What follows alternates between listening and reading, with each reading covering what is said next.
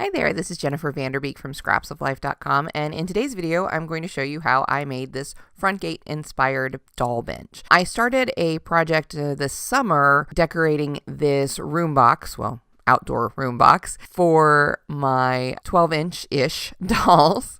And when I got to the benches, I decided that I wanted to do something inspired by the Frontgate Palermo collection. We used to get that catalog at my old office, and it was fabulous. So that's the direction I decided to go in. For this project, you'll need foam core, ruler or T-square, a pencil, a craft knife, straight pins, hot glue gun and glue sticks, yarn, scissors, a tapestry needle, felt or quilt batting, fabric, and a needle and thread. I prefer to use a T-square when I'm working with foam core because it's very easy to get perfectly straight corners and lines, and also you can easily use it to guide your craft knife along as you cut out your pieces.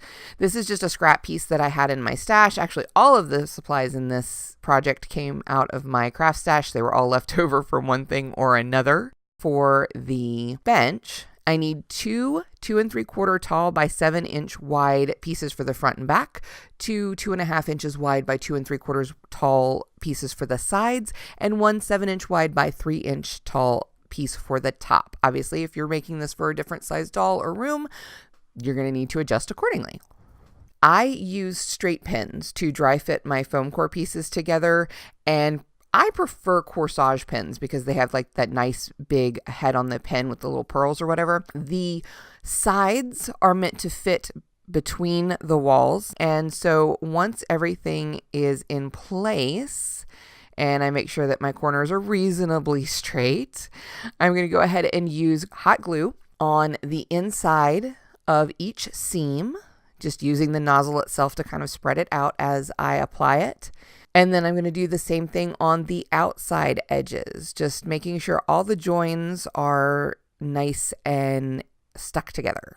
The one other thing I'm going to do to prep the base is I'm going to bevel the corners of the foam core. So I'm just going to take off that hard corner just to make it a little bit easier when we get to the weaving. To navigate the corners, it'll be a little easier if the corner is a bit softened. All right, now comes the fun part. To recreate the wicker look, I'm using yarn, and I really didn't want to have to wrap a single strand of yarn all the way around this base that I've built. So what I ended up doing was folding a long piece of yarn over on itself about 6 times so that I would be able to cover more ground with each wrap. I'm securing the ends of each bundle on the inside of the base with more hot glue. To smooth out the glue, I'm just using a plastic palette knife. Use whatever you've got handy, just don't burn yourself. And I'm keeping the yarn itself very flat and wrapping it around the base of the structure, securing ends as I get to them with more hot glue. When you get to the corners, be very careful that you're keeping your yarn straight, flat, and not bunching up or overlapping. But you do also have to be careful on the corners that you're not leaving any gaps. It's a little bit fiddly to get it started, but it will pay off big dividends once you start weaving it. To set the tension and make sure nothing kind of gets loose or wiggly, I'm going to put a layer of hot glue along the bottom and top inside edges of the base, and that's just going to keep everything nice and neat. Now we get to start the weaving. Now this one you do have to do kind of with a single thread. I chose a very simple pattern, over 3, under 3. And since I know that I was wrapping the entire box with 6 strands of yarn at a time, I know that that's going to come out evenly. I've tied a little knot to some of the threads inside so that it would be secure and I wouldn't have to worry about the tail pulling out on me in this first round. And then I just started with the tapestry needle going under 3, over 3, under 3, over 3. Now, the reason why I'm using a tapestry needle is because I want to make sure that I'm going behind the threads instead of through them.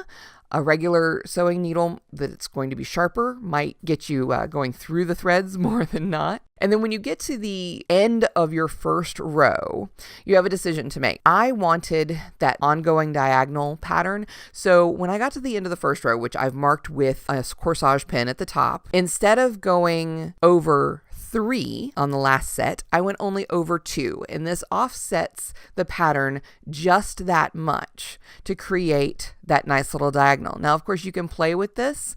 You can create your own patterns. You can look online for different pattern combinations. This is what I chose to do, and it's a fairly simple, straightforward pattern to go continually around the base of our chair. When you get to the ends of your strings, you just want to go ahead and tuck those behind several lengths of the yarn and then start a new one gently and just make sure you don't pull out the tails.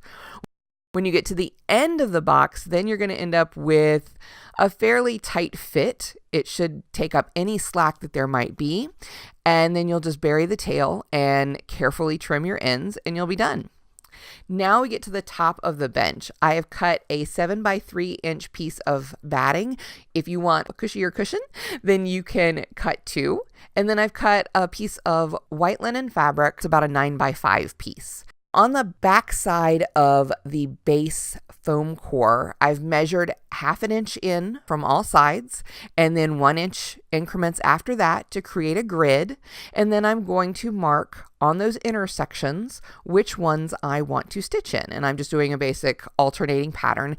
And then we're going to sew through the foam core, the felt or batting, and the fabric with just needle and thread. I'm using a very strong cotton quilting thread and just making little X's or plus signs with the stitches on each mark to create the tufting so that our seat has a little bit of texture. Once that's finished, it's time to finish our upholstery job. So starting at the corners, add a little bit of glue just inside the corner there, and then stretch the corner of the fabric as tight as you can to get a really nice tight corner. And then we're going to start with the short sides and then the long sides with more glue and pulling the fabric tight to finish upholstering the top of the bench. To adhere it to the base, we're just going to use more hot glue, just a single bead along the top of the woven bench base. The bench is now complete. And the dolls seem to like it. They fit very well into the patio room that I've built.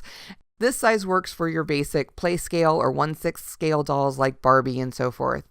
Thank you so much for watching. I hope you've enjoyed this video. This has been a part of my Stashcraft 19 series. If you're interested in knowing more about that, make sure to check out the video linked here. And I hope you have a very creative day. Bye-bye.